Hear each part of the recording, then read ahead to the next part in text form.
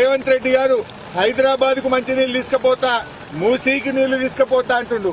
ఆ దానికి కూడా కేసీఆర్ కట్టించిన కాళేశ్వరమే కదా దిక్కు, దానికి కూడా మల్లన్న సాగరే కదా దిక్కు.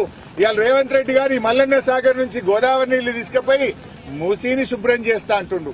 హైదరాబాద్ ప్రజలకు మంచి నీళ్లు ఇస్తా అంటుండు. సంతోషమే, కానీ అది ఎట్లా సాధ్యమైంది?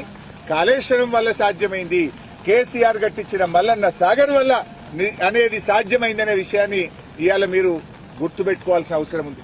ఎన్నికల ముందు అబద్దాలు ప్రచారం చేసిండ్రు. 1,00,000 కోట్లు వృధా అయినాయి, కాళేశ్వరం కొట్టుకుపోయిందని మాట్లాడిండ్రు. ఖర్చు అయిందే 93 లక్షల కోట్లు, 93,000 కోట్లు. కానీ 1,00,000 కోట్లు పోయిందని, మొత్తం అవినీతి జరిగిందని మాట్లాడిండ్రు. మరి ఖర్చు అయిందే 93,000 కోట్లు అయితే 1,00,000 కోట్ల అవినీతి జరుగుతుందా?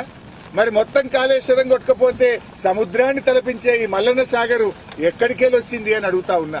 ఇప్పటికైనా అట్లా మాట్లాడే వాళ్ళు వచ్చి ఒక్కసారి మల్లన్న సాగర్ ను చూడండి, కొండ పోచమ్మను చూడండి, రంగనాయక్ సాగర్ ను చూడండి. ఇవన్నీ కాళేశ్వరంలో అంతర్భాగం కాదా అని నేను అడుగుతా ఉన్నా. పోయినసారి ఆగస్టు నెలలోనే చేప పిల్లలు వేశాం.